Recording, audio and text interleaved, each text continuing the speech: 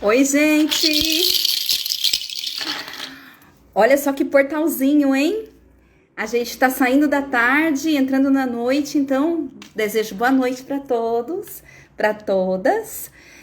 A gente tá começando mais um encontro da série de lives que eu tô fazendo durante essa semana. Hoje é o último dessa semana, mas todos os demais ficaram gravados.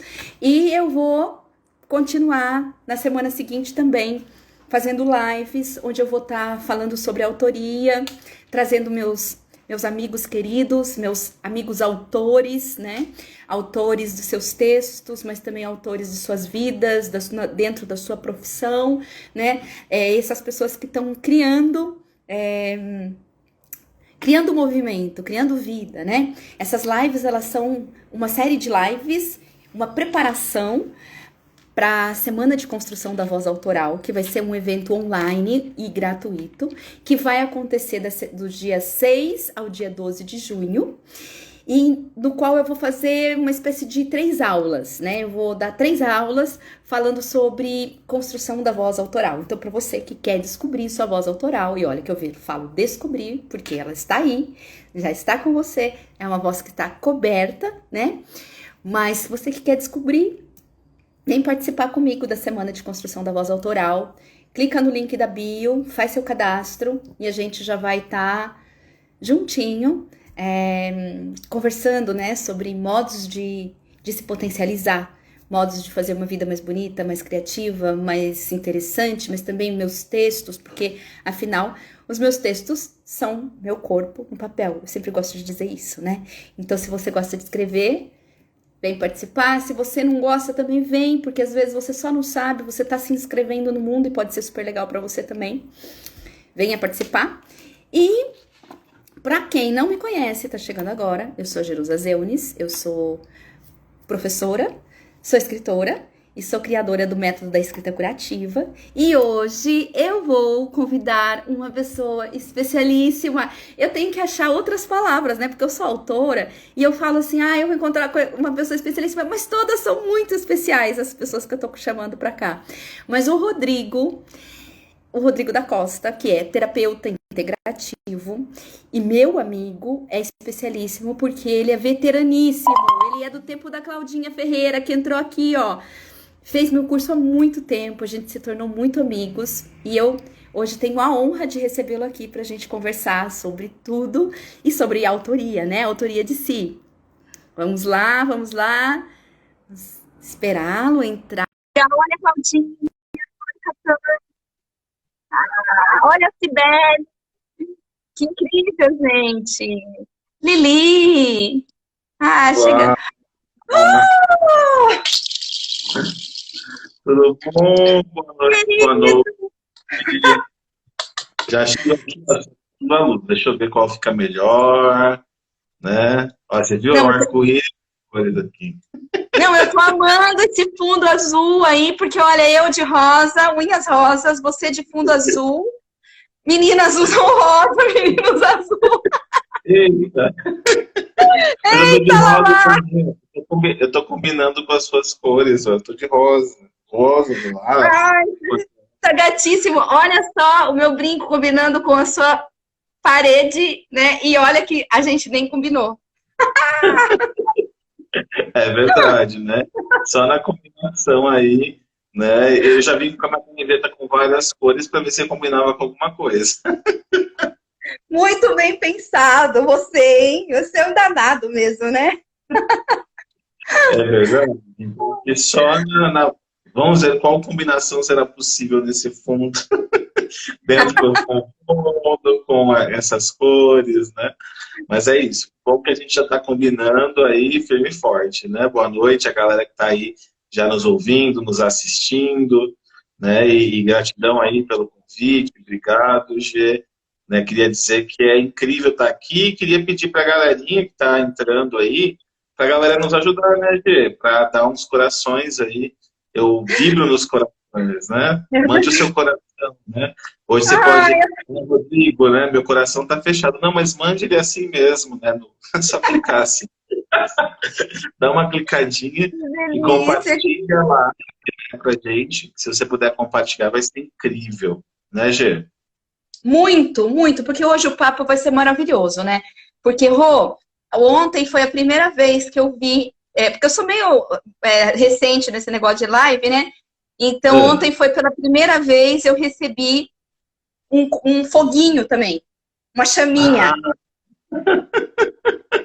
Eu fiquei, nossa, encantada com aquela chaminha, porque o assunto estava pegando fogo. E a gente falou de você ontem, mas no momento oportuno eu vou dizer por quê. Porque foi tá bom. uma super live também com a Paula Ramoneda. E aí a gente acabou chegando, Aline, e você falei, não vejo a hora de conversar com o Rodrigo. E eu te apresentei, Rô, como terapeuta integrativo, né? E o Isso. que significa isso pra gente? Assim, o que é pra gente que é leigo? O que é um terapeuta integrativo? É uma perspectiva bem da abordagem transpessoal, né? De você entender ali o ser humano como um ser em integrar, né? Então a gente tem muitos aspectos que a gente pode chamar de dissociado, né? Muitas partes do nosso corpo, eu vou até usar um termo que você usa, né? Almofadadas, né? Partes do corpo que estão adormecidas. Só que como a gente sabe, corpo não é só corpo, né? Corpo ele vai muito além, ele transpassa, corpo é consciência, né? Então, são as partes da consciência que estão adormecidas. Então, o que faz um terapeuta integrativo nada mais é do que escutar essas partes, que podem estar em esferas muito específicas, tanto na esfera corpórea, quanto na esfera emocional, até mesmo na esfera mental, e tantas outras esferas que a gente não sabe nomear ainda, né? Então, o terapeuta integrativo, eu até coloquei aí no meu perfil, ajuda você a arrumar a bagunça interna, né? Agora você pode ver, né, um projeto disso, cata, reciclagem, não é jogar as coisas fora, né? Às vezes tem coisas que para nós têm um valor afetivo, interno, e você não vai se desfazer disso, mas você pode organizar para ficar melhor.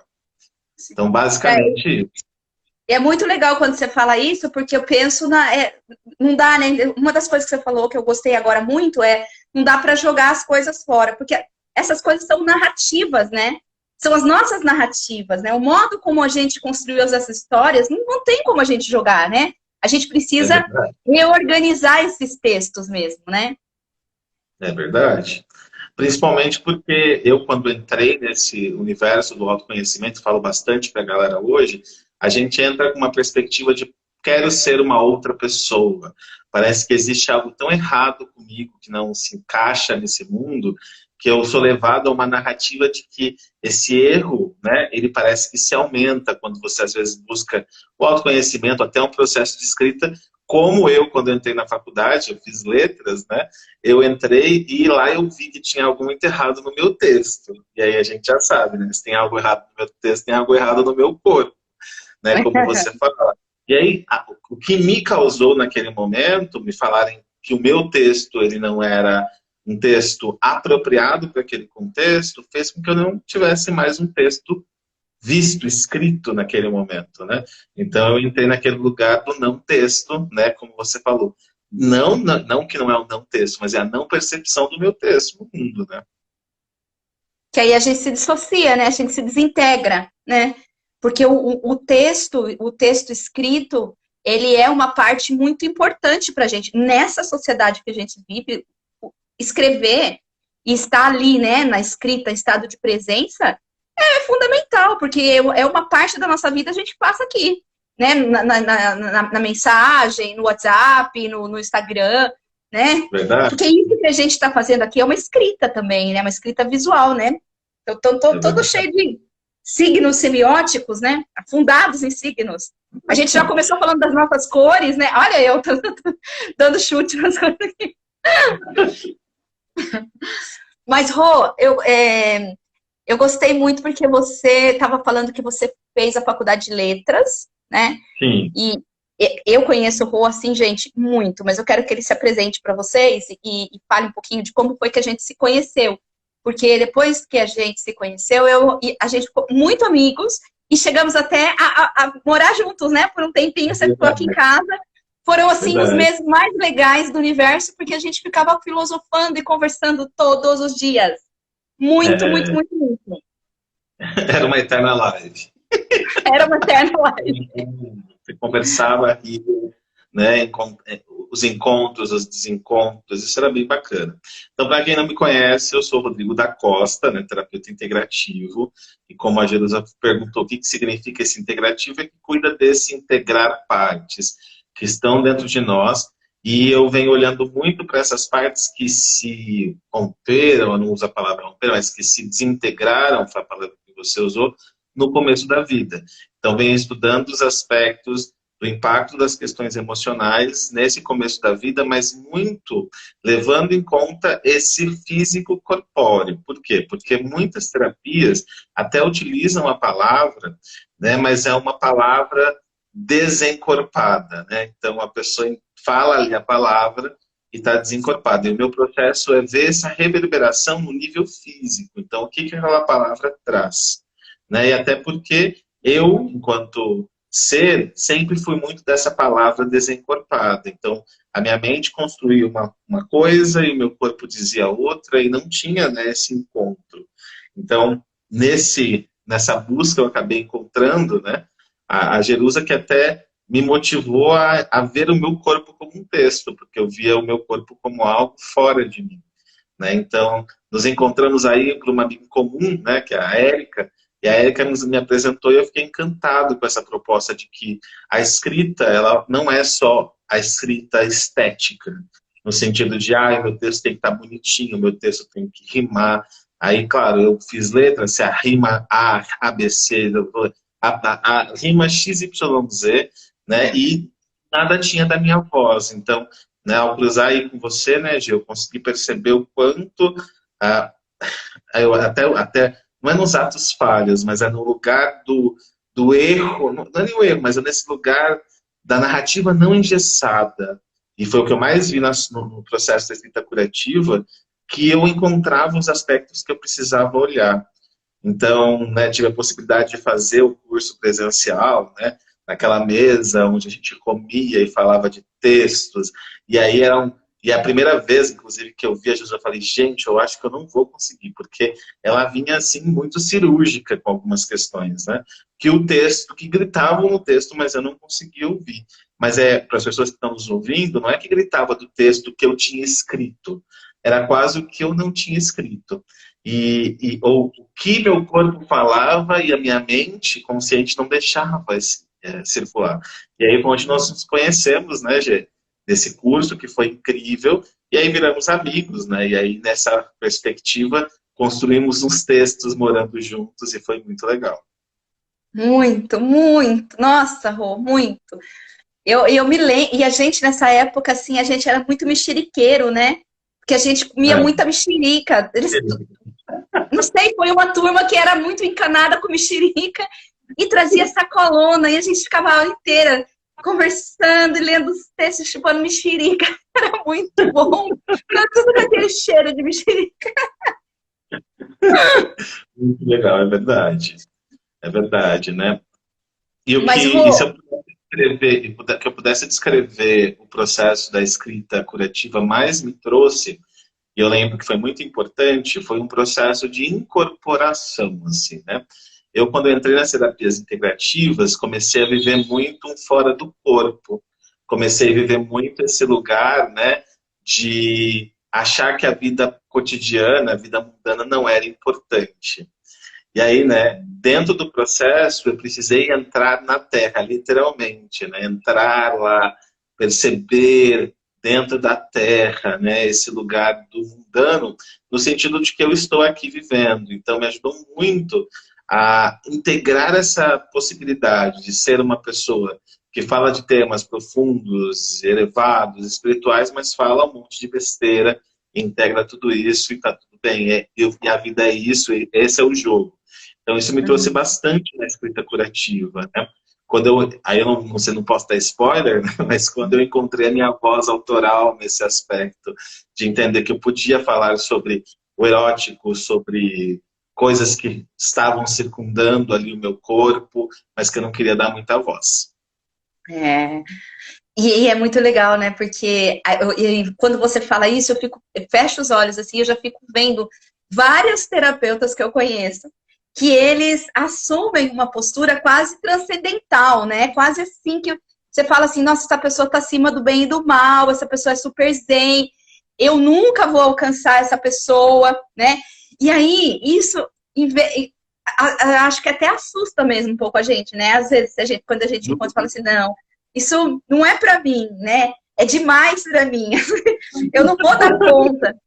Porque não mundaniza, né? Não entra no mundano, né? E isso que você... Porque a materialidade, ela existe. Ela tem que participar junto, né? Desse processo espiritual. No texto, a gente percebe isso, porque o texto ele tem uma materialidade, as palavras no papel, as palavras materialmente plásticas ali, e um sentido. Mas essas coisas são... Uma compõe a outra, né? Elas não podem ser separadas. E o nosso corpo físico também, né? Aí você fica naquela... vários terapeutas, né, que eu cito, assim, que eu tô citando aqui, que eu tô pensando, fica naquela... Nossa,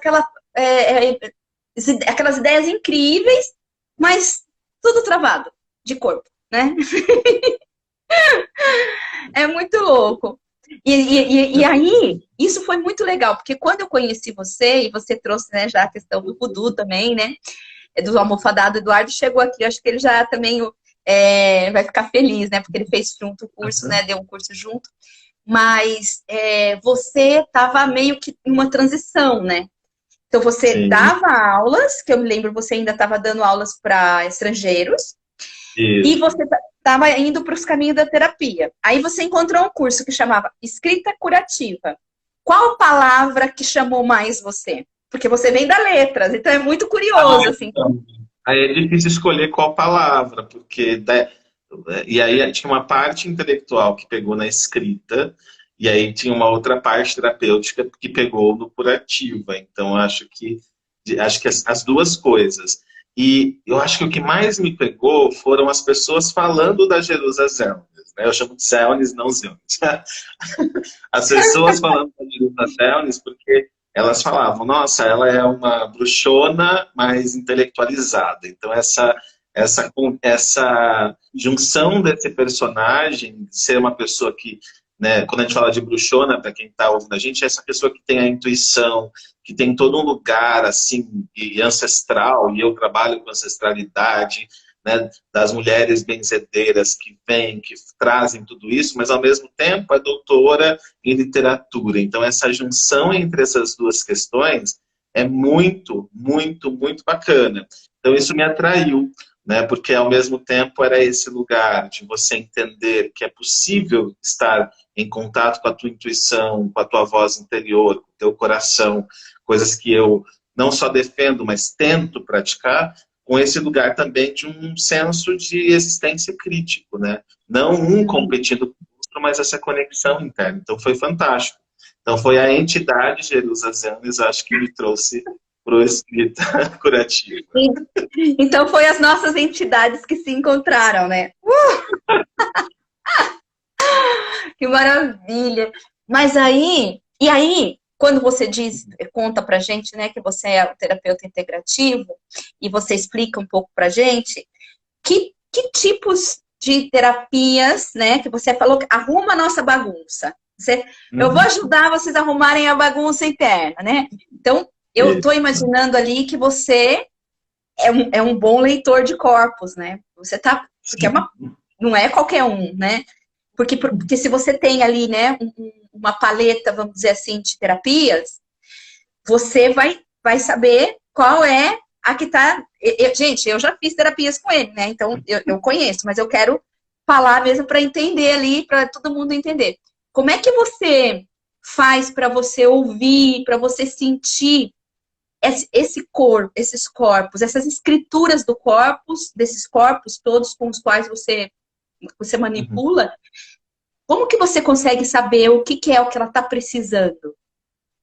Na verdade, é um processo de escuta, né? E aí corpos se conversam, né? Então, quando eu falo dessa ajudar a bagunça, é muito esse processo. Eu vou dar na mão da pessoa lá a vassoura e vou dizer, agora é com você. Mas eu facilito os processos de abertura, principalmente lendo através da ressonância, conexão com o meu próprio corpo, né? Então, quando eu entro, por exemplo, numa sessão, o meu corpo conversa com o corpo da outra pessoa e eu tenho, no meu caso, sensações físicas. E essas sensações me norteiam nessa perspectiva de para onde eu vou olhar, né? E eu parto do princípio muito que hoje a neurociência, e principalmente a neurociência afetiva, ela valida os caminhos que o Freud, a psicanálise já diziam, né? Então, sim, hoje já se sabe comprovadamente pela neurociência que o começo da sua vida é pré-determinante para as coisas como você vê o mundo, né? Para a tua voz autoral é isso. Então eu vou olhar para esse começo do mundo, para esse começo do seu mundo e perceber onde estão os fios desencapados. Né? Esses fios desencapados, eles são potentes porque quando organizados eles acendem a luz. Mas quando desorganizados você toma choque, você não tem as luzes, você tem, né, a energia não circula. Então, quando você consegue encapar esses fios, que é conectar, entender e se apropriar do seu corpo, meu trabalho é fazer com que você se aproprie do seu corpo, no sentido de você poder sentir efetivamente. Aí você começa a fazer as modificações possíveis e necessárias, não se tornando em outra pessoa. Né? Então, na minha cabeça, são mil, né, fios. Né? E você não vai conectar todos de uma vez, porque é impossível. Mas você conecta um que faz sentido, e aquilo se incorpora na sua vida e no seu texto como possibilidades nunca vistas. Então, ontem eu estava numa sessão e a pessoa não percebia o quanto ela estava num padrão de repetição com a mãe e o pai. E estar num padrão é ruim? Não. Eu tenho que ser consciente disso. Eu posso dizer, não, tá ótimo, vou bancar, quero esse padrão. Ou dizer, não, peraí, eu não posso fazer um pouquinho do meu jeito. E aí a gente discutiria livre-arbítrio. O quanto há livre-arbítrio nas minhas escolhas reais. Né? Então, o meu trabalho é justamente fazer isso. Ó, acender uma luz e dizer, ó, ali parece que está com um pouco de poeira, né? E será que essa poeira não pode, no meu caso, se transformar em movimentação e fluidez? E aí, se a gente pega a escrita, né, essa poeira pode virar narrativa. Né? Poeira das estrelas que ficaram, sei lá, de uma explosão nuclear, mas dentro de mim, né? E essa explosão nuclear dentro de mim pode se tornar o que eu quiser que se torne, né? Desde que eu consiga olhar por outro ponto de vista. Uhum. Eu fiquei lembrando aqui de algumas meninas que fizeram o meu curso, né? Porque você falou de mim, indicou, algumas meninas vieram e era muito interessante quando essas duas coisas aconteciam juntas, né? A pessoa fazer o curso da escrita e ali, de repente, se surpreender, né, com aquele corpo, porque a pessoa olha para o texto dela e vê um corpo que ela não tinha até então visto, né? Porque eu imagino que seja bem interessante, porque, por exemplo, quando a gente vai fazer a terapia com você, de algum modo, né? De algum modo, assim, parece que você tá fazendo um milagre pra gente, né? Eu já fiz terapias, você tá orientando, né? Então, você tá orientando, e aí a gente vai falar da respiração, vai falar de outras terapias que você faz, e aí você fala, nossa, né? Ele que conseguiu isso, né? Na escrita curativa, é assim, a pessoa escreve o texto dela, então, ela não tem como fugir daquela ação, que ela que escreveu aquilo ali, e tá tudo ali, as pessoas estão lendo, aí elas falavam para mim, nossa, eu preciso levar isso pro Rodrigo, porque o Rodrigo já tinha falado isso para mim, né? É muito legal também quando a gente consegue, assim, associar, né, um trabalho de escrita, mas também um trabalho de corpo junto, né? Sem dúvida, né? E quando a gente fala de trabalho de corpo, aqui eu não estou nem falando do trabalho de você fazer uma atividade física, mas você ser capaz, nós temos um termo que é a tua capaz de perceber a tua realidade somática. Então eu vou convidar, por exemplo, quem está ouvindo a gente agora, né? Para um pouquinho e o que é, por exemplo, o termo escrita curativa gera em você?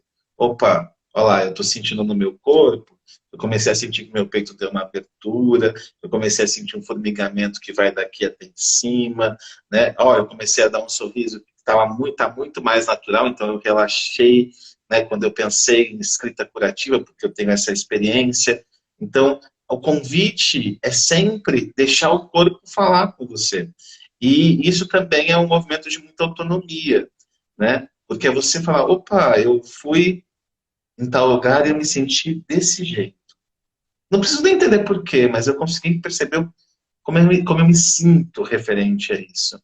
E aí existe uma poética muito bonita na vida, porque você passa a ouvir o que o teu corpo está dizendo, né?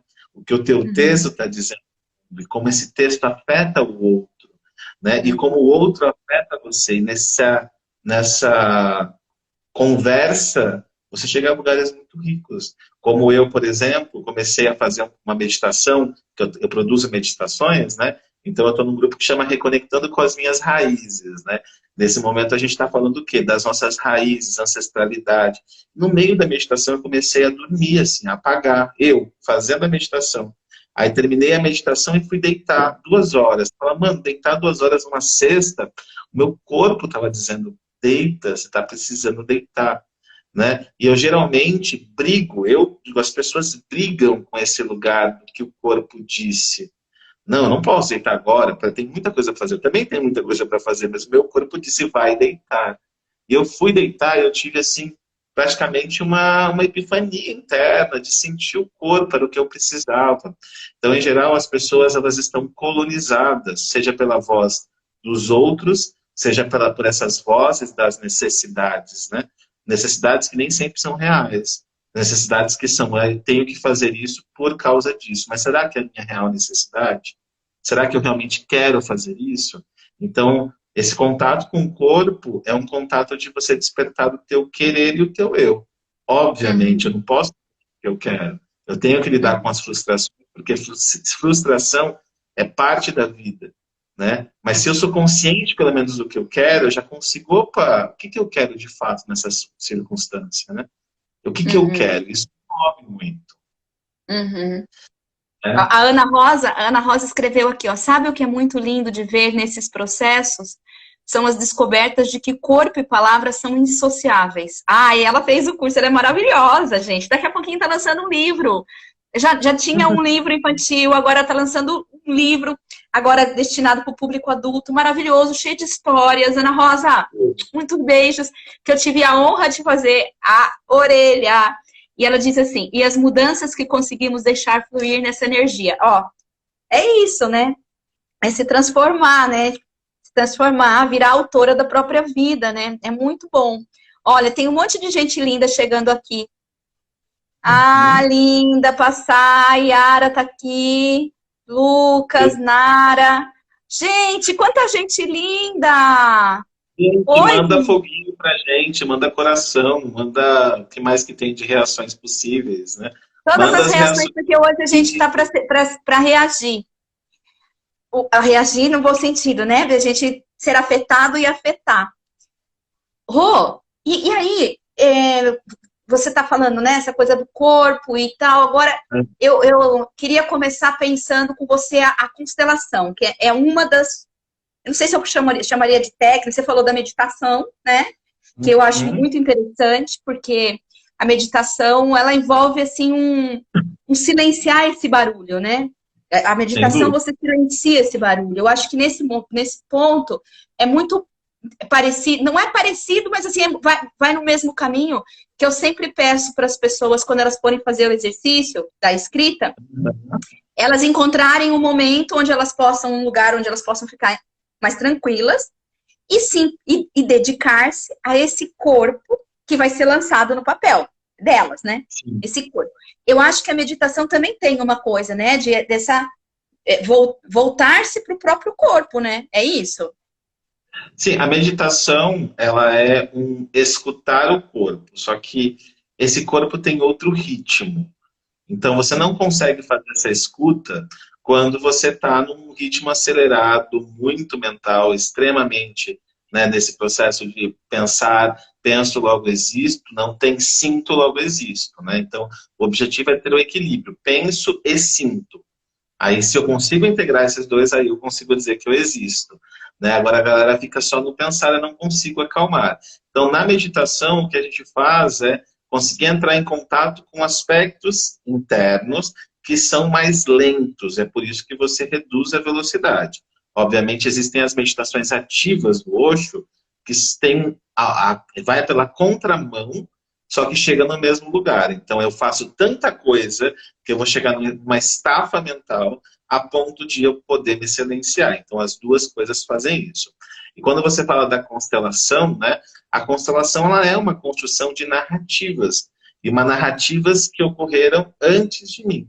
Né? Então, na constelação, a gente consegue, eu, quanto constelador, facilito processos de narrativa. Ou seja, eu olho ali os elementos, e aí tem uma questão corporal, porque vai pelo meu sentir, pelo lugar e como aquilo me toca, de como uma narrativa que eu não conheço exatamente pode afetar a minha vida e a minha história, fazendo com que, às vezes, eu repita narrativas.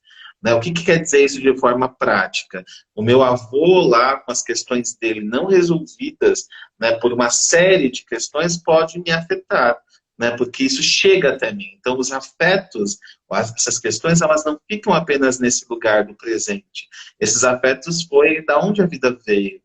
Né? Então, quando você faz uma constelação sistêmica, mais do que pelo grande objetivo, né, da reconexão, você faz para você entender um pouco mais das coisas que me compõem. De onde vieram essas coisas?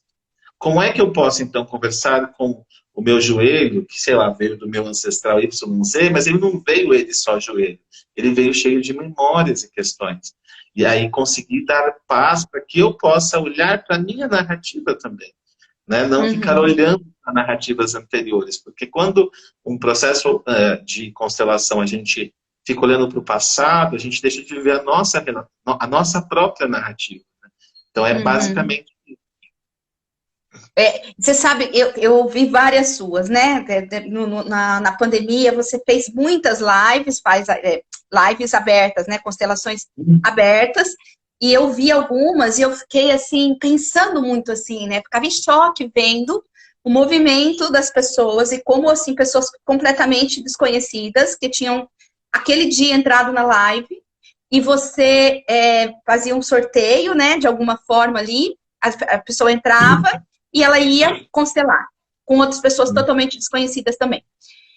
E aí eu via, assim, o movimento que você fazia, né, porque tem os bonecos, né, os que representam os bonecos, os objetos, e as pessoas ficavam muito tocadas, né, quando você...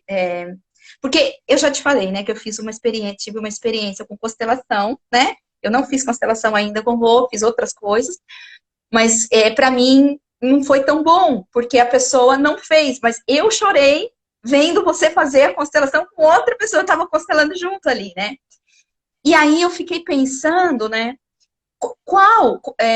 como que você se coloca nesse lugar, né? Você diz várias vezes facilitador, mas como eu estou pensando em termos de texto, e é um processo seu também, autoral, eu fico pensando o Rodrigo e essas narrativas que acontecem, né? O Rodrigo, ele é um narrador, ele é um personagem também dessa história, ou ele é um autor, que seria uma entidade que está colocando, imagino isso, colocando os elementos ali, jogando na arena, né? Jogando numa arena, vamos dizer assim. Porque essa ideia de autor que a gente tem, né? O autor é esse ser que fica aqui e coloca para ferver a coisa, né? É um misto, né? Porque ao mesmo tempo que eu sou o autor, que vou dizer a pessoa, né? Eu tenho que estar em contato com quem coloca o tema. Porque o grande problema de uma constelação, quando a gente fala como essa que você fez, você falou, olha, não ornou. A minha avó diria, não ornou. A coisa não bateu. Como sua avó falava? Não ornar, né? Ornar não combinou. Ornou! A gente fala isso mesmo no interior. Não ornou, né? Então, aquilo não ornou. Então, por quê? Porque eu não posso criar isso sozinho. Então, eu posso ver todos os elementos que compõem aquele quadro e se eu me coloco só como autor, né?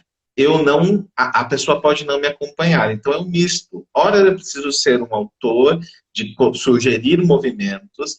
Ora, eu preciso ser um narrador, né? Dizendo assim, olha, está acontecendo isso, você está vendo? Percebe? Ó, tá acontecendo, não sou eu que criei, tá acontecendo. Então, ora me coloco como narrador e até mesmo entro, né, como um personagem, porque eu também estou ali sendo afetado por aquilo.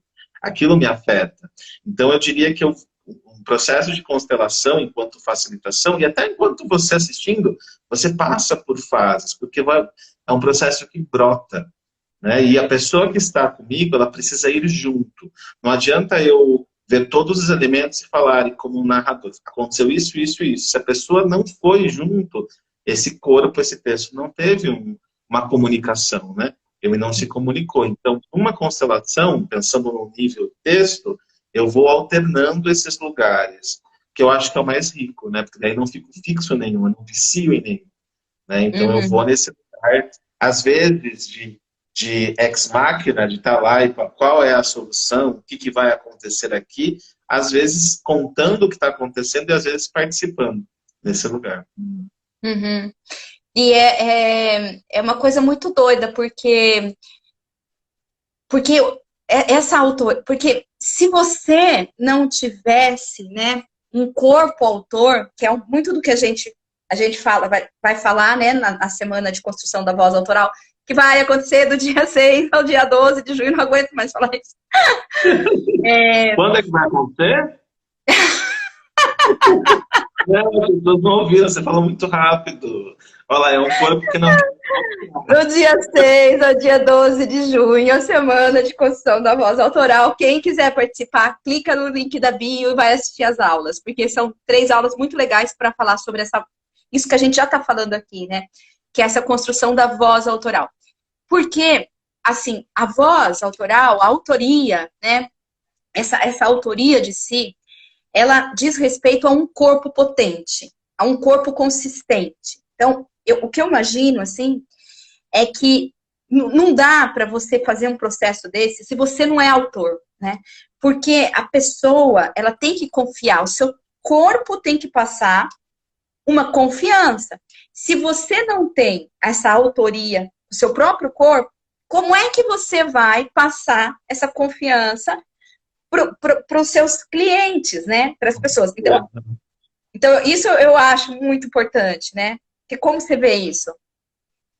Então, é a apropriação do próprio corpo, né? Você permitir que o corpo fale com você, permitir que o texto fale com você. Então, eu diria que é esse lugar de você falar, opa, peraí, aquele elemento que levantou, sentou, e aquele movimento de levantar, sentar, o que reverberou em mim? O que tocou em mim? O que move em mim?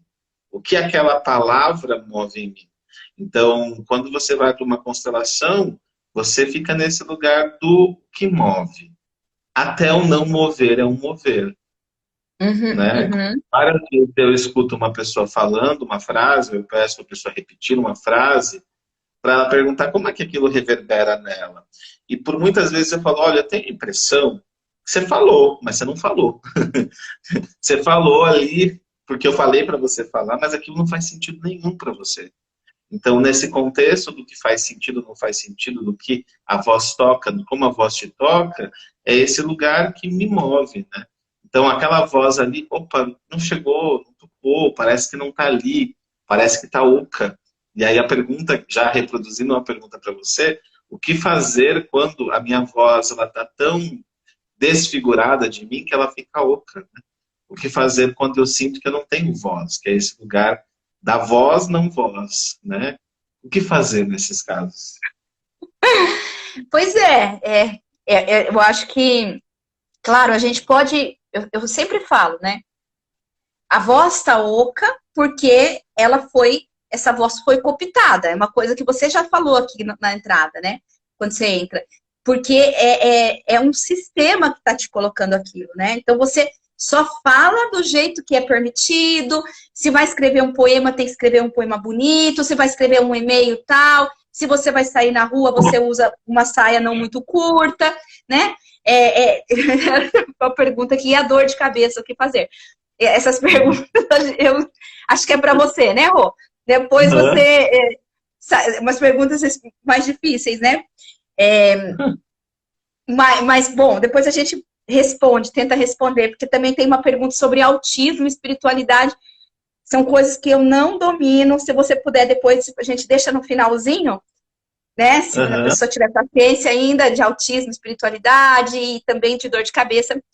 Mas assim, quando a gente não consegue falar, não tem essa voz, é porque foi tirada da gente. Então, o que a gente tem que fazer é tentar buscá-la. Tentar buscá-la como? Escrevendo. Só que se a gente também escreve sozinho, a gente corre o risco de... A gente pode escrever sozinho, só que sempre há um risco na escrita, né? Tudo que é muito bom, tudo que é muito potente, também tem a sua parte de perigo. Você pode sufocar mais ainda. Então, nesses momentos, é importante encontrar lugares onde você possa ser lido, ser ouvido, né, com atenção, ser direcionado para que você possa encontrar justamente nesse lugar, que é o lugar da despotência, o outro lado, né, o que parece despotente, o lugar de uma potência criadora, né? Se tem um problema aqui, como você disse, é aqui que a gente tem que mexer, né? É aqui que vai sair coisas legais. Se você não levantou, porque você não teve o movimento de levantar, e o seu movimento foi contrário, de ficar, né? Porque foi um movimento, mas você precisou olhar para isso, encontrar o avesso do sair, né? O do não sair. E aí essa virada de chave para que a pessoa vá para aquele lugar e tire o que ela tem, o que tem de melhor ali, porque ali é um tesouro, né? Então eu acho que é isso. Mas a gente precisa mesmo de ajuda, né? Todos nós precisamos. Eu tive muita ajuda, né? Quando eu fui escrever também, começar o meu processo, estava no doutorado, tinha um orientador muito bacana que me provocava. Então a gente precisa dessas provocações, né? Senão sozinho a gente não consegue, né? É até possível, acho que em alguns processos, né? Eu acredito muito na questão da autonomia e de que esses processos eles chegam. O problema é que você, às vezes, nem consegue entender aquele lugar que você está, né? É mais fácil para um terceiro olhar e falar, opa, né? Eu lembro que numa das aulas que a Jerusa falou, a Jerusa encanou lá, não foi no meu texto, no menino, com lençol laranja. O que tinha atrás do lençol laranja? E a pessoa foi provocada a pensar o que tinha. E a provocação do lençol laranja, que nem era o lençol, mas o que ressoou dessa provocação, trouxe reflexão. Então, acho que esse é um lugar de potência, né? A reflexão de o que tem por trás dos lençóis que eu não quero ver. Porque tem muita coisa que eu não quero ver. Tem muita coisa que eu não quero tocar, porque são doloridas. E aí, trazendo um pouco para o que eu trabalho, as questões da infância, elas são doloridas porque elas são questões onde eu não tinha o meu sistema nervoso muito organizado e aquela carga emocional que veio eu não fui capaz de lidar, e aquilo se transforma numa dor tão grande que eu preciso criar mecanismos de sobrevivência para não lidar com aquela dor, o que tem por trás do lençol laranja. Não sei, até esqueço o que tem por trás desse lençol, mas eu sei que tem uma dor ali que se eu toco, ela vai me fazer sofrer. Então, para isso, eu crio um mecanismo de proteção, que às vezes é essa voz que foi roubada, né? E às vezes eu me coloco nesse lugar, não tenho voz, a voz roubada, mas foi um mecanismo que te protegeu. Só que hoje talvez não sirva mais. Talvez você possa, né, criar uma nova narrativa a partir desse lençol laranja, né? Não mais, porque a estratégia de sobrevivência, a máscara, a gente usa muito o termo máscara dentro das questões das crianças, né, para se proteger, é uma narrativa criada por essa criança. Então, a narrativa lá, para se defender de uma dor emocional, ela é uma narrativa criada. Então, a criança tem lá a dor, né, e aquela dor, sei lá, que o pai, a mãe, o genitor, a genitora não deu o amor que ela queria. Né? E às vezes tem casos que é muito forte, menos forte, não importa, mas é uma dor. Como eu não lido com essa dor, eu crio uma máscara, eu crio uma estratégia de sobrevivência. Então eu começo a fazer tudo pelos outros, porque dessa forma os outros irão me amar. Né? É uma narrativa criada. A pergunta é como flexibilizar essa narrativa. Às vezes você não vai descriar, porque às vezes foi como você se colocou no mundo, e você é assim. Você é uma pessoa que acabou trabalhando a empatia, acabou trabalhando a escuta pelo outro, você consegue reconhecer as necessidades que o outro tem, e isso é potente. Só que se você só faz isso, se você só dá a voz ao outro, como fica você com a tua voz autoral? Como fica você com a tua voz de criação? Então é importante flexibilizar essa narrativa, encontrar uma outra forma de lidar com essa dor, né? Até mesmo lidando com ela.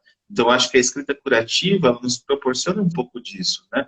Como recriar narrativas traumáticas e dolorosas, que me trouxeram potência, mas também que me escondem dores, né?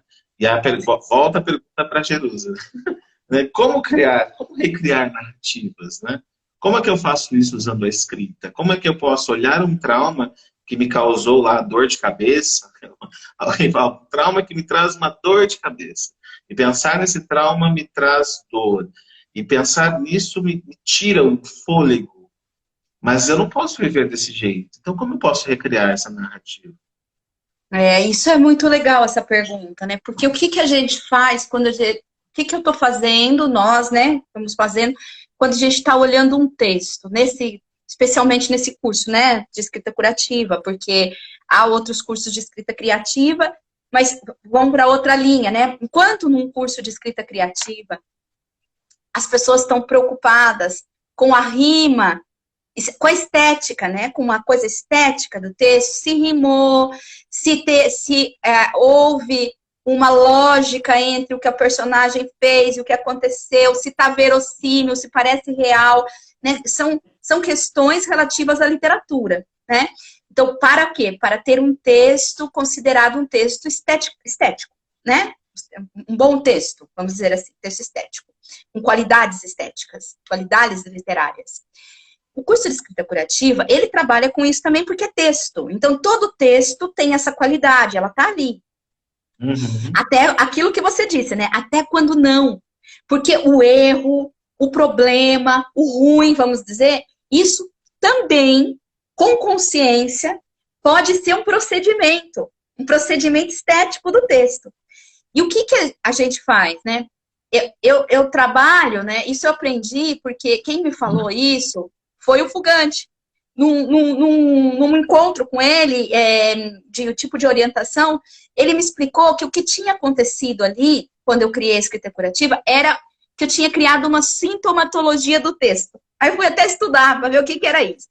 Porque ele era como se, assim, aparecesse sintomas, né? Alguns efeitos ali daquele corpo no texto. E aí eu ia vou cartografar esses sintomas.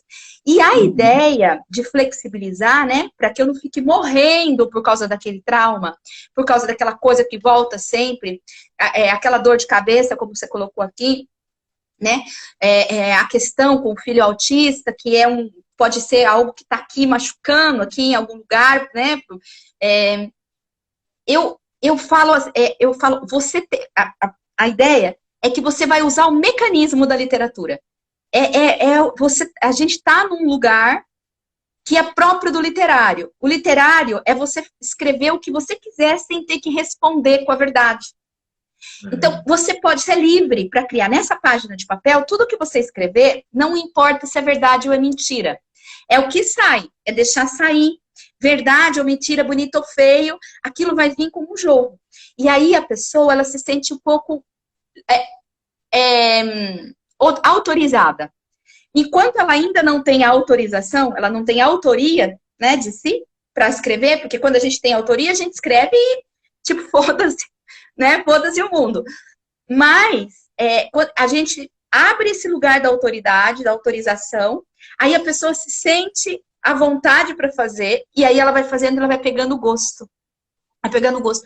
Não é que ela vai deixar de ter o trauma tá ali, né? Só que ela vai ter 1000 possibilidades para chegar nesse trauma. Esse trauma vai levar ela para um lugar aqui para uma cidade diferente. Aconteceu o trauma, mas é uma cidade diferente. Aconteceu o trauma, mas é com uma pessoa diferente. Ele vai se flexibilizando e vai deixando de ser aquela coisa endurecida, aquela pedra no coração, né?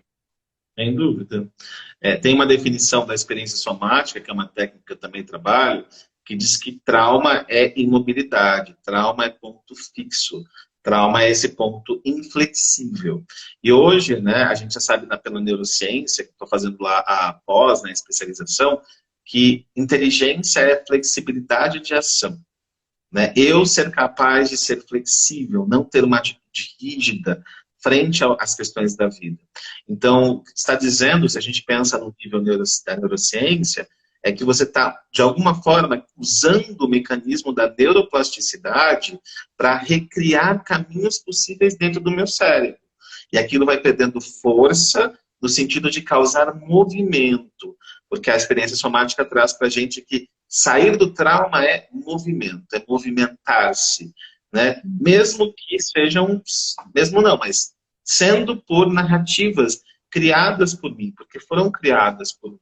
As explicações das coisas que eu vivi são explicações criadas, porque se outra pessoa tivesse vivenciado a mesma coisa, essa pessoa criaria uma outra narrativa. Às vezes, duas pessoas vivenciam o mesmo evento traumático e essas duas pessoas contam o evento traumático como se fossem diferentes. Então, o contar e o recriar o evento traumático por si só, ele é uma forma, né, de você perceber possibilidades de um movimento. Porque fluidez, nós buscamos aqui a fluidez. O que nós buscamos aqui é você não mais reagir frente àquelas dores que você teve, mas a fluidez. E eu adoro, colocando aí o renascimento, a respiração, né, porque respirar é se colocar em movimento, é você permitir que o ar entre, não só de forma mecânica, mas perceber também os pontos que impedem o ar de entrar. Porque a gente, às vezes, não sustenta a vida. Sustentar a vida no sentido de a vida como ela se apresenta. Então, tanto do lado negativo quanto do lado positivo. Né? Tem pessoas que não sustentam a tristeza. Eu me senti um pouco triste hoje. Cara, é normal. Bem-vindo à humanidade. Né? Se você não se sentir um pouco triste, eu diria que você tem algum problema frente às narrativas que nós estamos vivendo. O problema é quando essa tristeza paralisa. Só que tem pessoas que não bancam um pouco da tristeza. E aí, quando eu não banco um pouco dessa tristeza, eu vou tentar mecanismos externos, sejam eles quais forem, para assumir com essa tristeza. Eu não banco. Mas eu também não banco alegria, às vezes. Eu não consigo estar em um estado de falar, poxa, eu estou muito feliz agora. Não, mas vai acontecer tal coisa. Foda-se que vai acontecer depois. Agora eu estou feliz. Então, aprender a bancar as sensações, as emoções, que a gente traz lá da Susan David, do contexto da agilidade emocional, é uma revolução. Poxa, eu estou me sentindo assim. Ponto, eu estou me sentindo agora. Entre em contato. E aí depois o que vai ser disso, sei lá, são narrativas possíveis de ser criadas. Né? O que eu faço com essa tristeza? Dentro da escrita curativa, eu vou lá e uso essa tristeza como uma potência para criar. O que eu faço dentro do renascimento? Eu uso como potência para expandir. Né? Então, esse é o lugar muito bacana. Né? Nossa, e isso que você falou, e eu quero voltar no renascimento, mas é muito interessante, porque quando você traz a questão da sensação, é muito, realmente, eles se encontram mesmo. Porque você vai produzir a narrativa, né? Vai reorganizar essa narrativa, ela vai ter um outro sentido, mas ela não vai ter um outro sentido separado da sensação, né? É o sentido, mas o sentido que advém da própria sensação, né? E é muito... Daí não tem como você estar falando que não, né? Porque, por exemplo, vamos lá, fazer uma... Freud, né? Que colocou o complexo de Édipo. E aí você tem um problema, você tem um complexo de Édipo, né? Joga um Édipo para a pessoa. E aí a pessoa fica com o sentido, tentando, entender, então é por causa disso, por causa do meu pai, por causa não sei o que, da minha mãe. Fica aqui na cabeça. E às vezes não leva para o corpo, né? Esquece o corpo, fica só no nível do sentido. E aí, isso vai gerar mais problema, mais dor, né? Porque desconecta o corpo. Desconecta. O corpo fica só o cabeção na frente. Então, basicamente o que eu trabalho é isso, né? É fazer as pessoas entenderem que não existe nada mais racional do que sensação. As pessoas, quando eu costumo falar, eu não gosto dessas coisas de emoção, eu sou muito racional. Eu digo, você não é racional.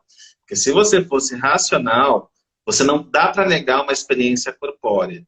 De eu brigar com alguém no WhatsApp lá, a hora que eu termino a briga e negar que influenciou meu corpo é irracional, desculpa, né? Negar que aquela experiência me afetou e tentar entender como essa experiência me afeta é um lugar muito complexo, né? Então, é irracional você falar, eu não estou sentindo nada. Claro que tá. Eu vejo a tua expressão fechada, eu vejo o teu maxilar travado. Você está assim, que se você pudesse, você voava em cima de mim. Negar isso é impossível.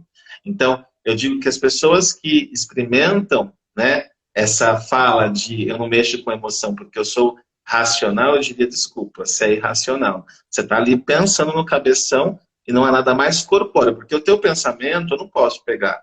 Cadê, né? Pensamento de ética. Não dá para pegar, né? Mas quando eu peço para você se sentir, você percebe como é sentir que você foi preterido, preterida pela mãe, pelo pai, naquela conexão lá naquele triângulo, como é que você se sentiu?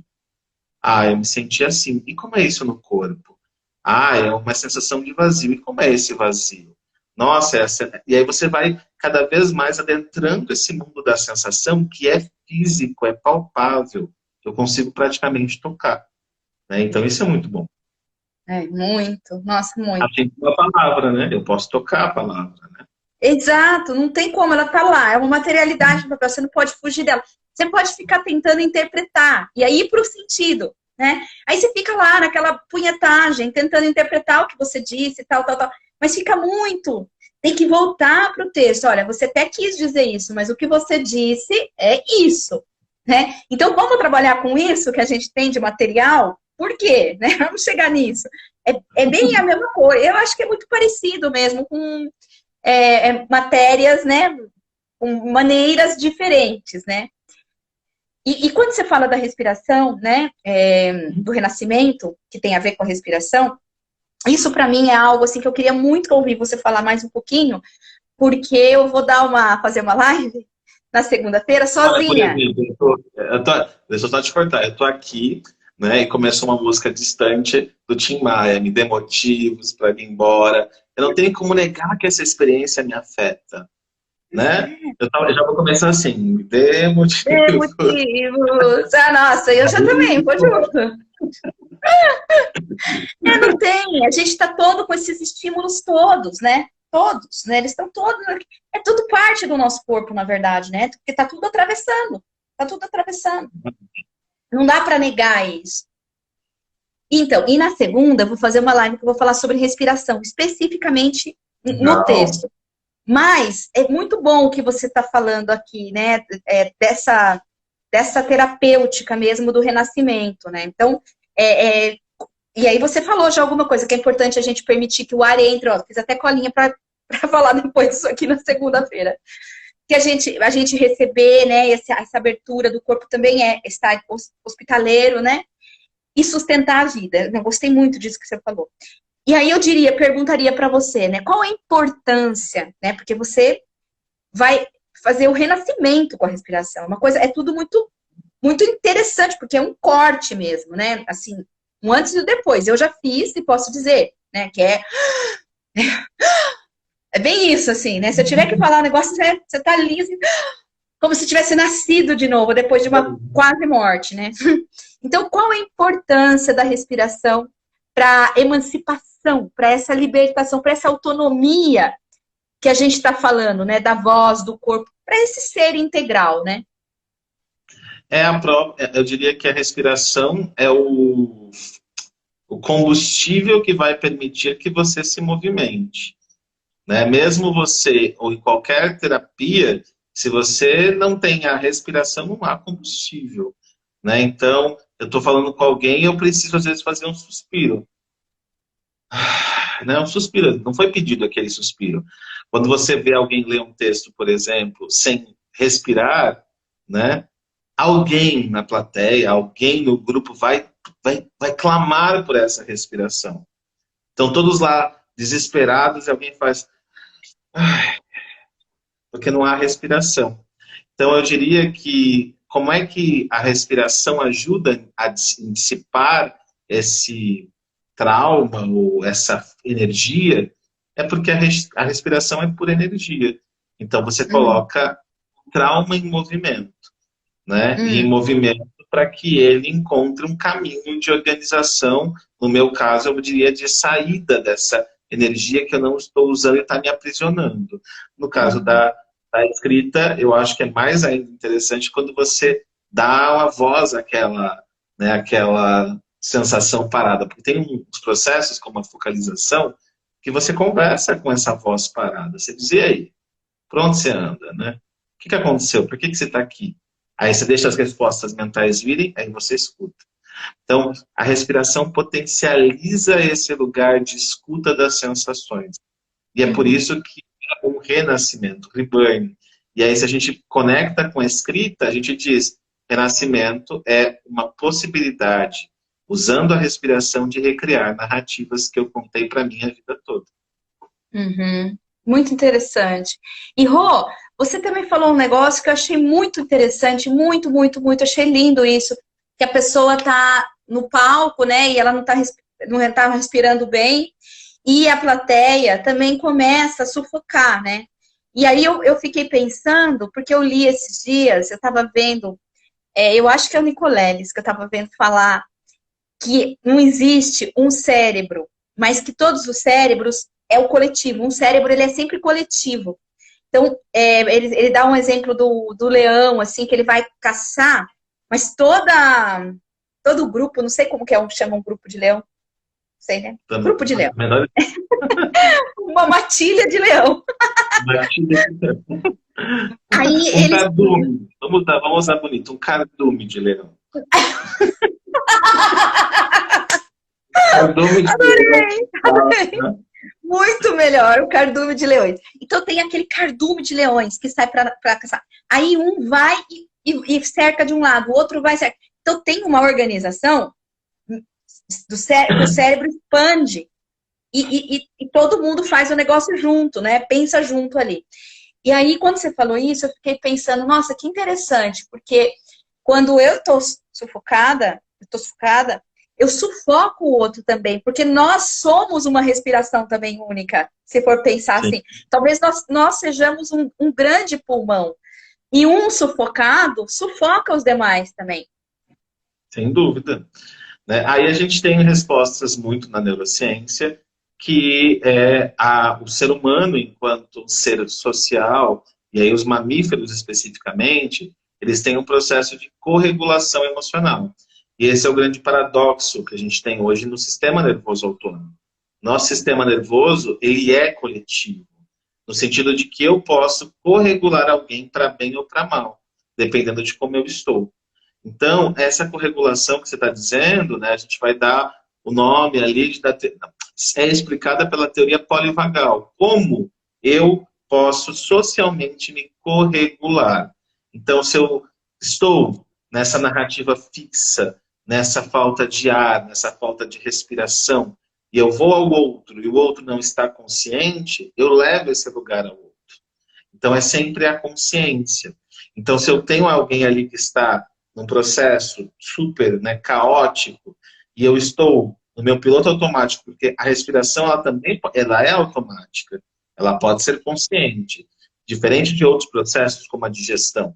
Você não pode dizer à digestão, digira mais devagar. Você não pode dizer à digestão, por favor, não digira o doce que eu quero sentir mais. Você não tem esse poder.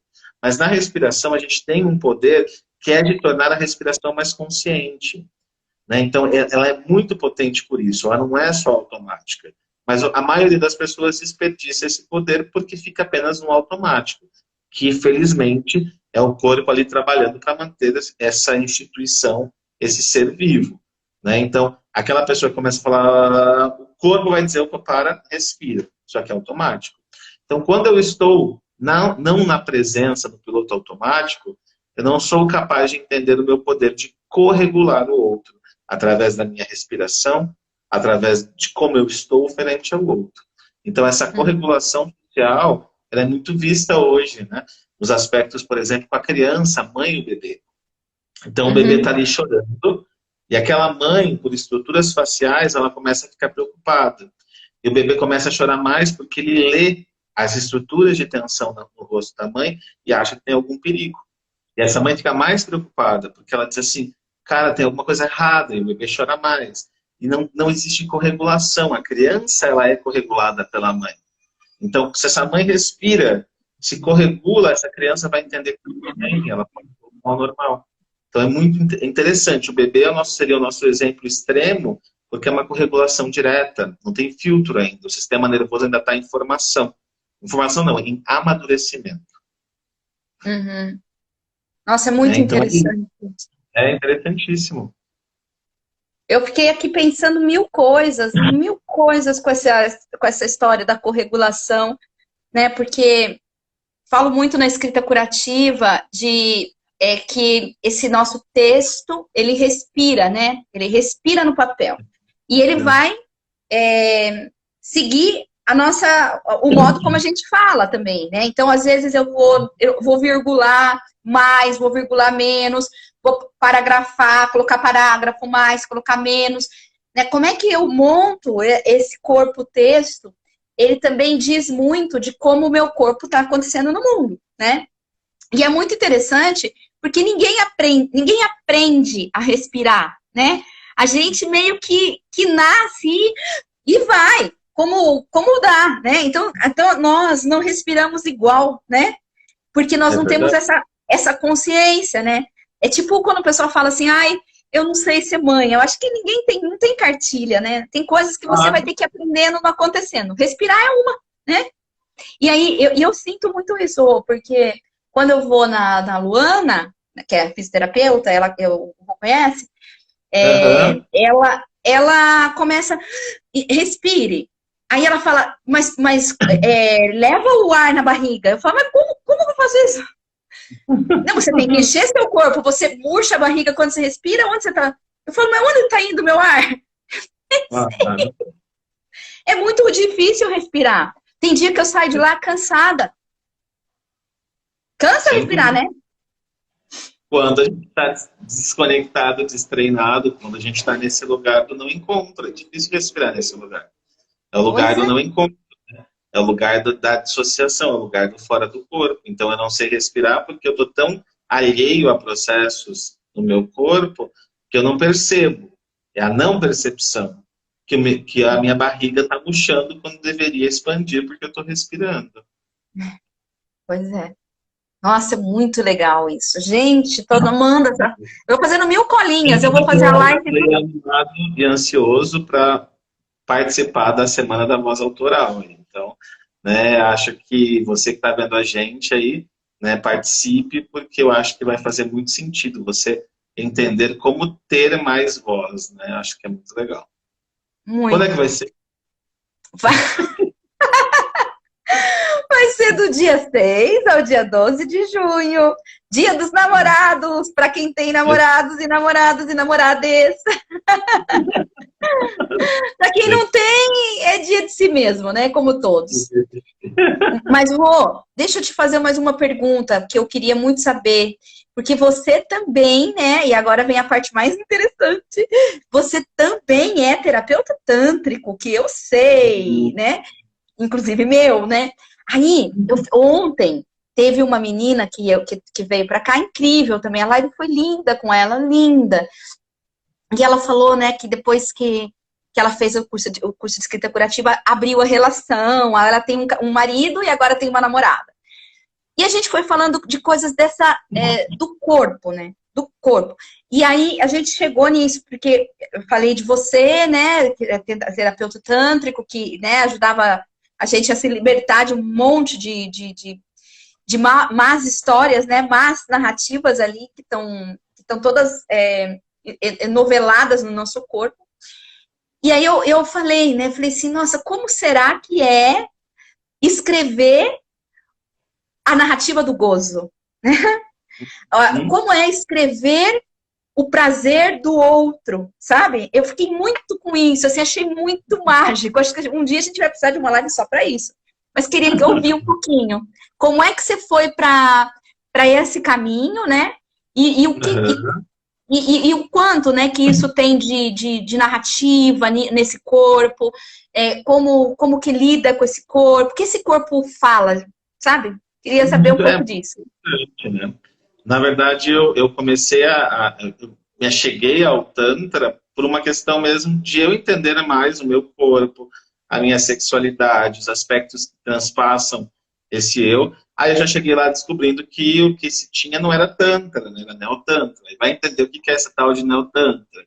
Né? Que o Tantra tradicional, na verdade, nada mais é do que um conjunto de meditações e posturas corporais, e não tinha, por exemplo, toque, não tinha contato, era uma outra coisa.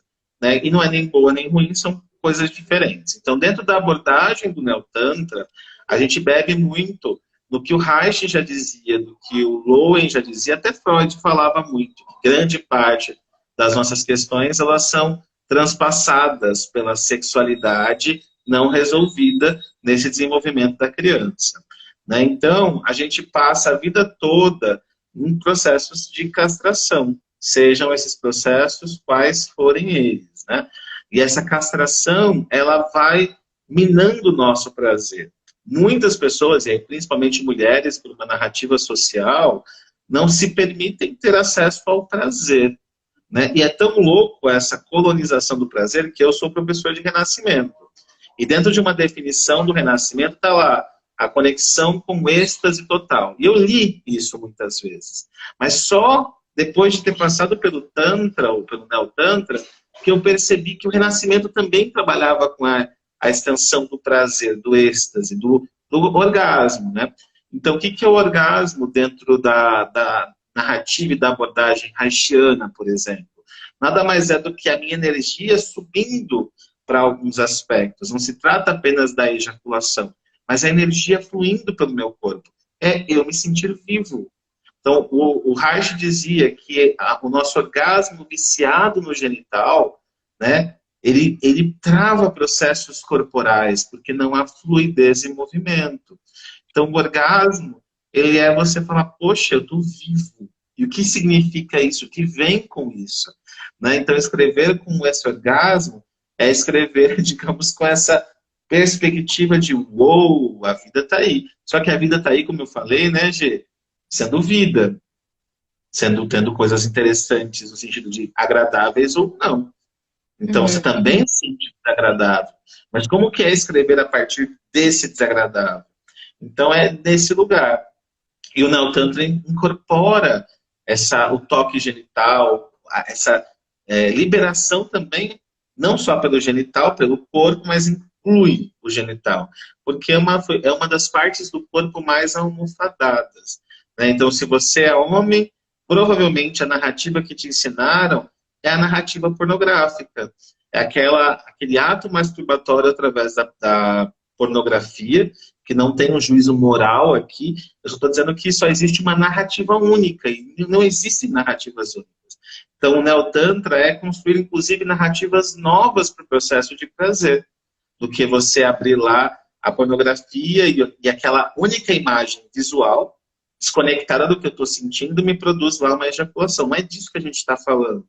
A gente está falando da potência orgástica. Reich chamava de potência orgástica. Reich, acho que foi lá nos anos 50, escreveu um livro chamado A Função do Orgasmo.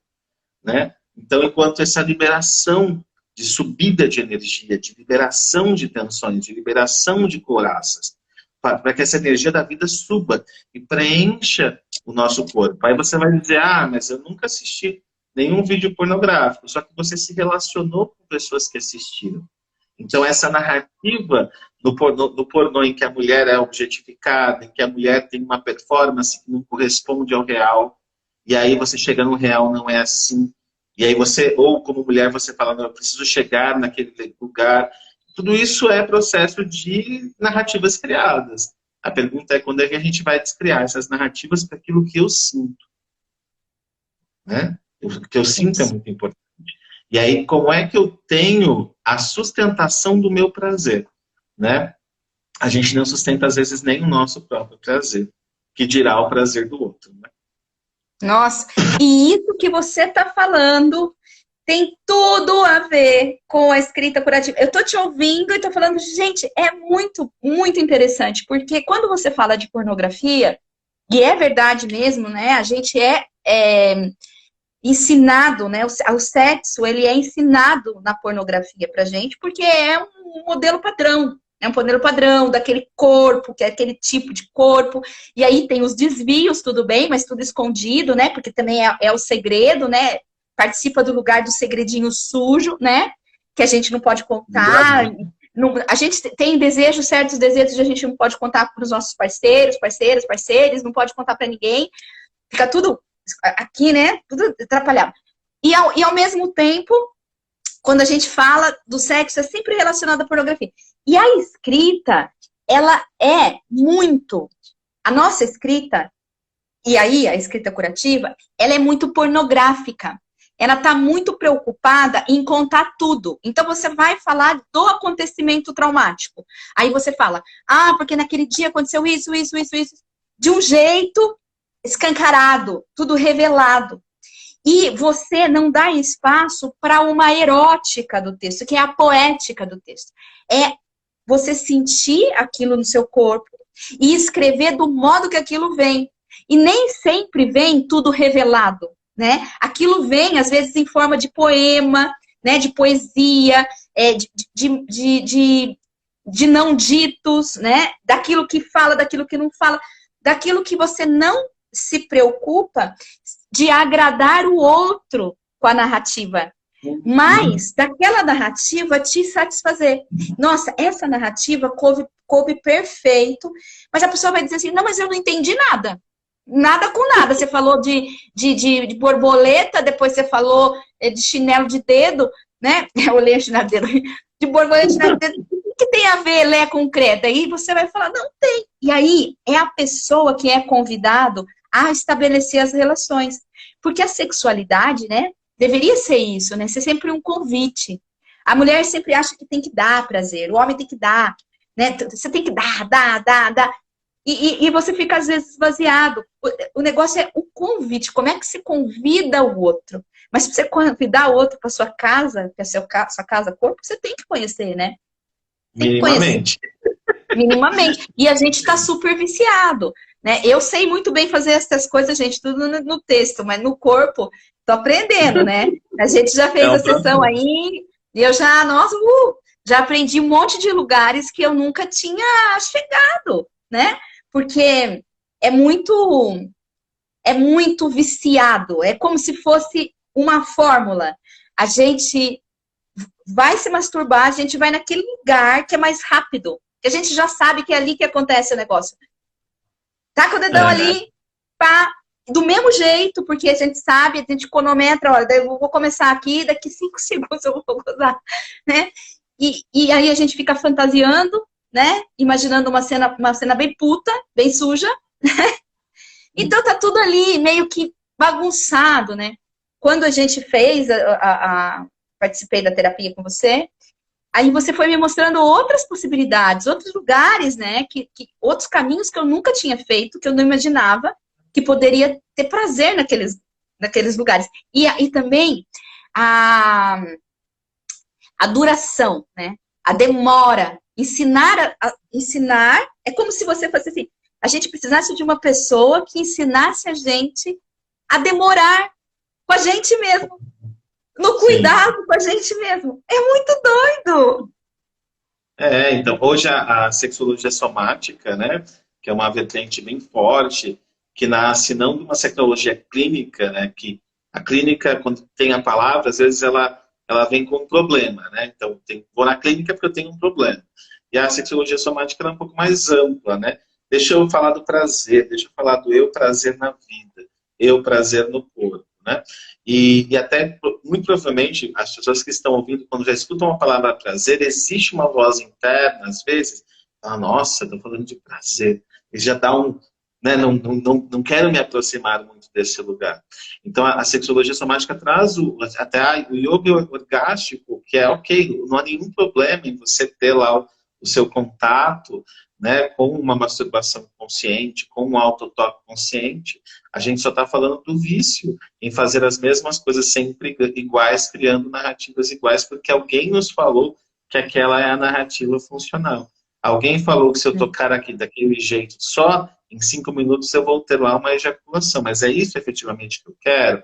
E o meu pé? Será que o meu pé não pode criar prazer ou dar prazer no toque, em sentir a vida? E aí a gente entra por esse caminho. Eu lembro aí do curso de escrita, né, Futuros e Ciborgues, onde você dizia, né, será que eu não consigo tirar um poema do meu pé? Se meu pé fosse escrever um poema, qual poema seria esse? Como seria um poema? Porque provavelmente meu pé não escreveria na ordem, né, ABC que a gente está acostumado. Qual seria a ordem que o pé escreveria? Né? Como que o pé olha o mundo? Né? Ele não olha o mundo como as mãos, ele olha o mundo de outro lugar, é uma outra narrativa. Uhum. Nossa, que delícia, né, Rô? É muito bom, né? Ah, eu fico imaginando assim, que delícia, né? E acho que as pessoas devem estar adorando também escutar isso, porque se eu tivesse, eu ia querer ficar escutando infinitamente. E fazer, né, esse tipo de coisa, porque parece que chegou um momento em que a gente foi tão exigido, né? É que pra mim chegou o momento, porque eu já tenho 44, vou fazer 47 anos daqui a pouco, ou é agora ou é nunca, né? Então a gente tem que se olhar, se amar e falar, não, agora ou eu falo ou eu não falo. Tem que arranjar, essa voz tem que sair, né? Então, não tem jeito, né? Se a gente tivesse muito tempo, mas todo mundo tem o tempo igual, porque justamente a gente não sabe quando que ele acaba, né? Se eu tenho 47, se eu tenho 60, se eu tenho 30, a hora é agora, né? Então é muito bom ver você produzindo, né? Co-criando narrativas, né? Porque é muito bom a gente criar as nossas, você criou sua narrativa, mudou sua vida, tá fazendo o que gosta, tá super bem, né? Você era uma pessoa bem-sucedida quando você dava aulas, né?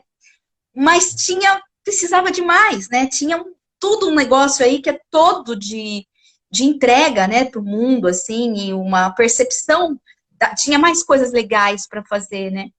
E você já era bem-sucedido. Agora, então, você é muito mais bem-sucedido, porque você faz algo que você criou, você inventou.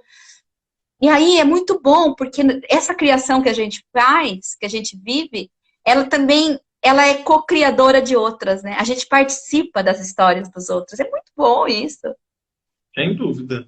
Né? É o afeto que afeta, né? É o contato que traz contato e gera contato, e nada fica igual no contato, né? Então, é interessante. E é cada vez mais estar confortável no corpo que eu habito. E aí eu sou capaz de ter textos com os desconfortos também, mas também com os confortos, né? Não ficar viciado em uma coisa só. E ficar, né, ficar também à vontade nesse corpo texto, né?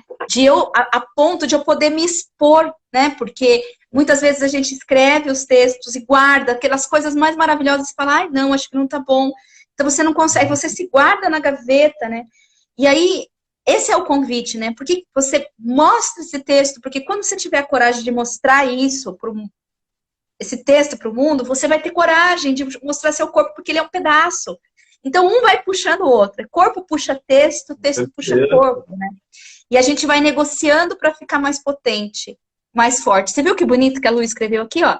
Que encontro fantástico. Essa conversa não pode acabar, não pode mesmo. Muitos conhecimentos profundos e importantes.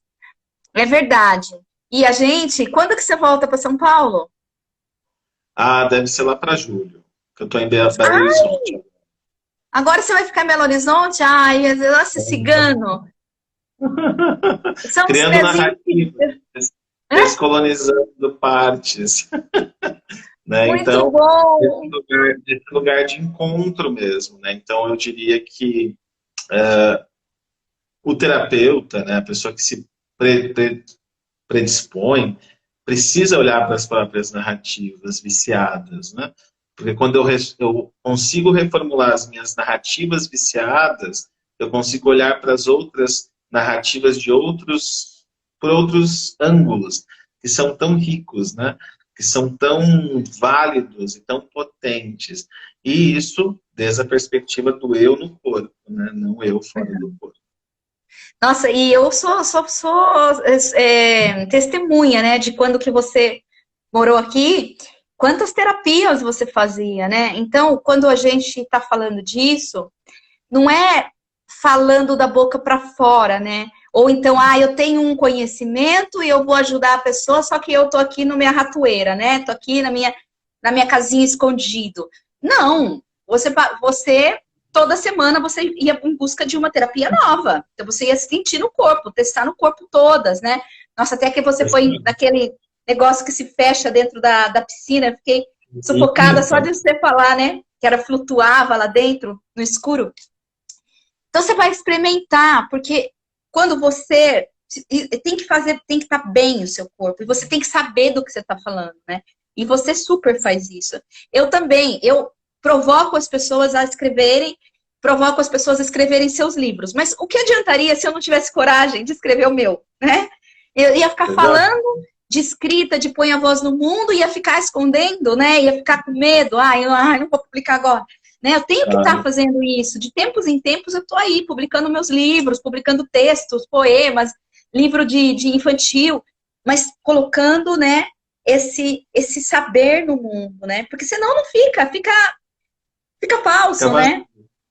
Fica vazio. Justamente o que a gente está falando aqui, que volta um pouquinho no começo, que é a voz sem voz, né? A voz oca, né?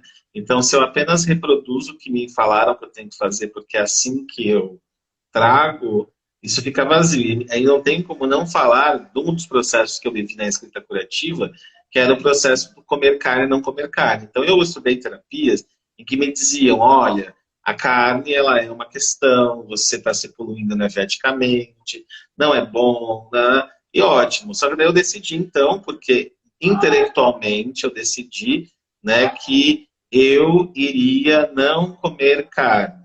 Só que eu olhava para a carne e a carne me aguava a boca. Eu passei esse processo quase 2 anos de olhar para uma coisa e estar ali com a boca aguando, de estar querendo, de estar naquele lugar. E aí, quando eu cheguei na escrita curativa, eu percebi o quanto isso estava dissociado do que eu sentia. Então, eu sentia vontade de comer carne, por mais que eu tinha escutado uma narrativa que dizia que eu não precisava comer, eu não deveria comer. Essa imposição da narrativa, ela de alguma forma me trazia o quê? Uma dissociação. Então, porque alguém falou, alguém me colonizou, dizendo não faça, eu acreditei naquela verdade intelectualmente, mas numa verdade corporal, naquele momento não era possível. Não tem a ver com a carne, tem a ver com a narrativa construída que eu comi e achei que tinha que ser igual, né? Então, eu fiz a escrita curativa e voltei a comer carne.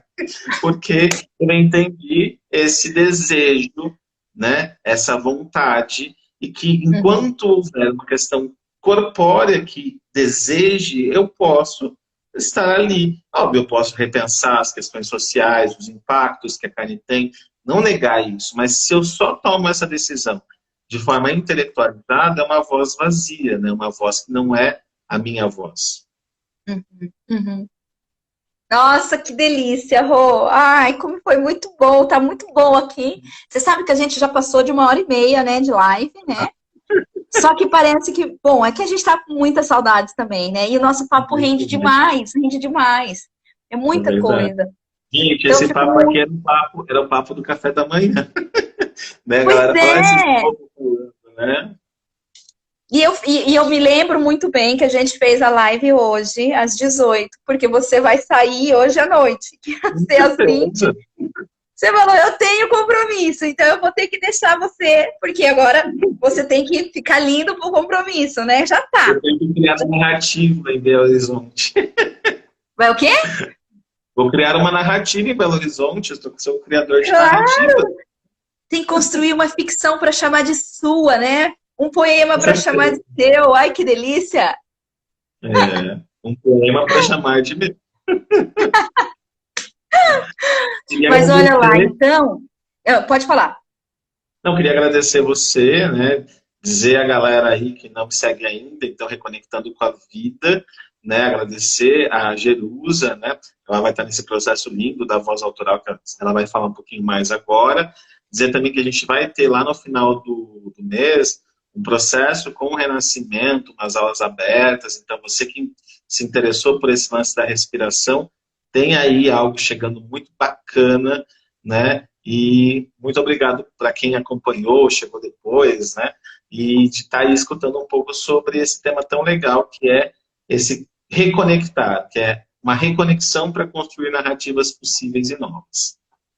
Sim, gente, e olha, eu super recomendo mesmo que vocês sigam o Rodrigo Reconectando com a Vida, porque é um trabalho que ele é profundamente embasado. Olha, Fernanda tá te mandando beijo, amor, sua fã, que linda!